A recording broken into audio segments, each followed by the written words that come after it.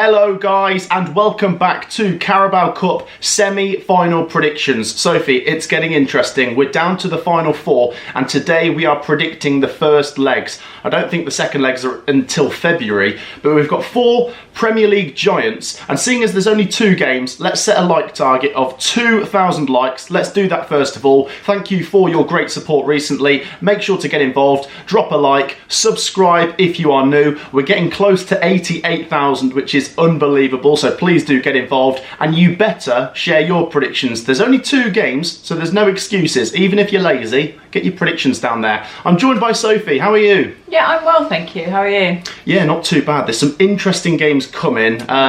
Let's just get into them. Yeah, let's get straight into it. Let's start at the Emirates. Both games are in North London, by the way, and Arsenal take on Newcastle United in the first one.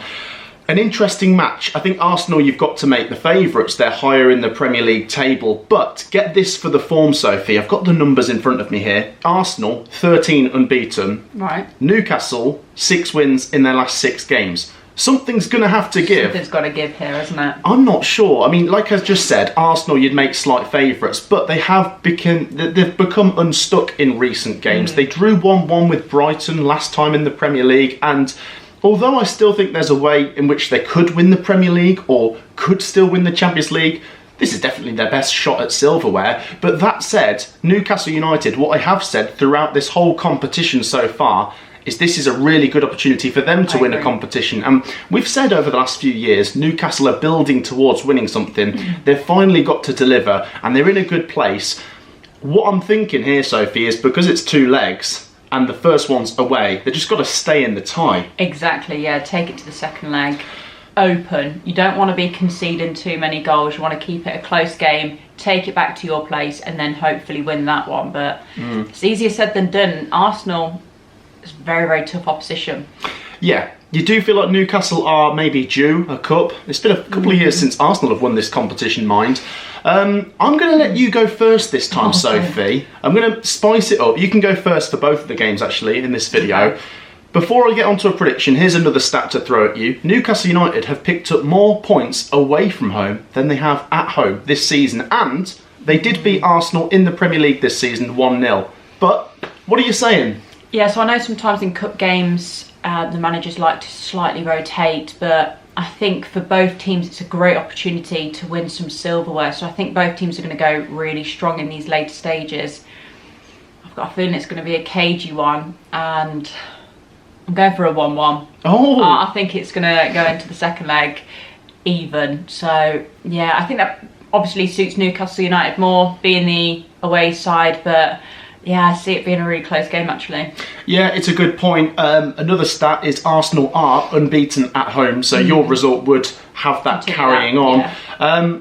I don't want to be boring, but I've already written down my prediction, and it's 1-1 as well. All right. And I agree, that is a much better result for Newcastle. Yeah. Let's be honest though, I think this will be a really good game. I think maybe the next game that we're going to come on to might have more goals in it, but this one's interesting because at the moment, Newcastle, Isak is on fire. Jacob Murphy's looking sharp.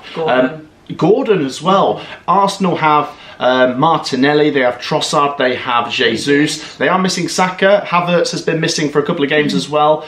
Interesting, really interesting. And I do think Arsenal from set pieces, you know, the centre-backs are going to get up there and bullet ahead or towards goal or something. But we're both going for a draw. If you're a Newcastle fan, you'll probably prefer that prediction to if you're an Arsenal fan. But it would mean it's all to play for going back to St James's Park. Let's get on to the final game, Sophie. It's Tottenham versus Liverpool. This one certainly screams goals. I'll remind you that Liverpool did win 6-3 at Tottenham earlier this season.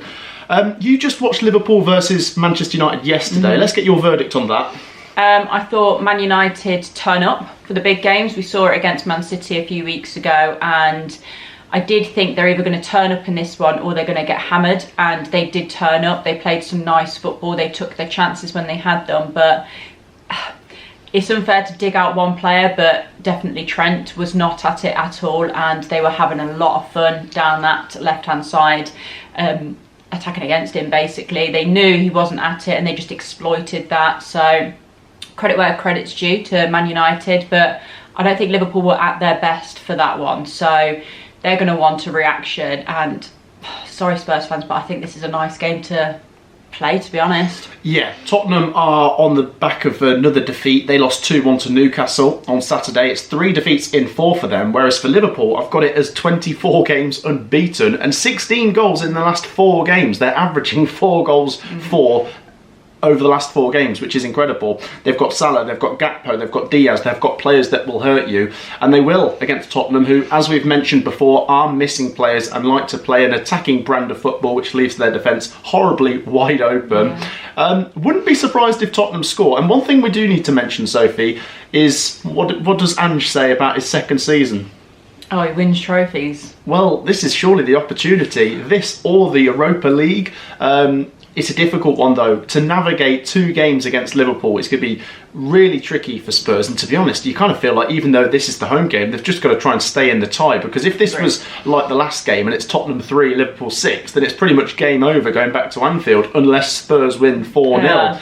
Spurs have got good players, we know that. Son, Maddison, Brennan Johnson. I wouldn't be surprised if they score, but I do think I'm going to go for Liverpool. One thing I do need to mention before we do the predictions is it is FA Cup weekend coming up this weekend, and both teams are playing low league opposition, which means they can really focus and put their best players into this game, because Tottenham are playing Tamworth in the FA Cup and Liverpool are playing Accrington Stanley. I will also mention for the previous game that Newcastle are playing Bromley at the weekend, but Arsenal are playing Man United, so they might need some of their key players for that one. Anyway, let's get your prediction for Tottenham versus Liverpool.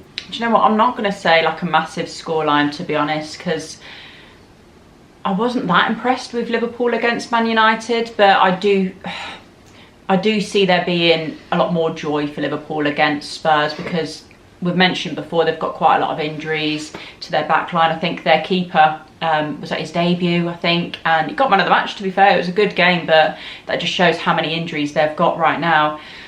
So I am going to edge Liverpool, but I'm only going to say 2-1. So just edging them. I'm going to go for Liverpool as well.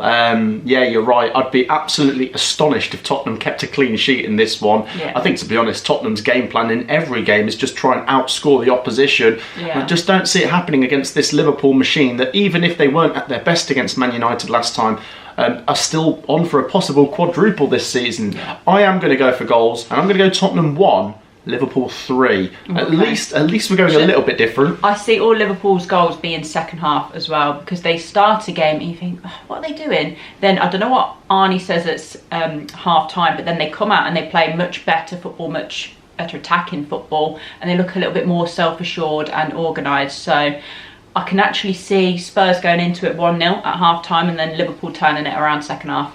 Well, there you go. We are both going for Liverpool, and like I say, there is second legs to come, but that would certainly put Liverpool with 1 foot in the final. A Liverpool-Newcastle final would be interesting, so would a Liverpool-Arsenal final. We could also get a North London final, a North London derby, if Arsenal and Spurs both get through. What's the other combination? Tottenham v Newcastle would be the sort of underdog final, given the fixtures they've got to navigate in the semi-finals. But that is it. That is our predictions.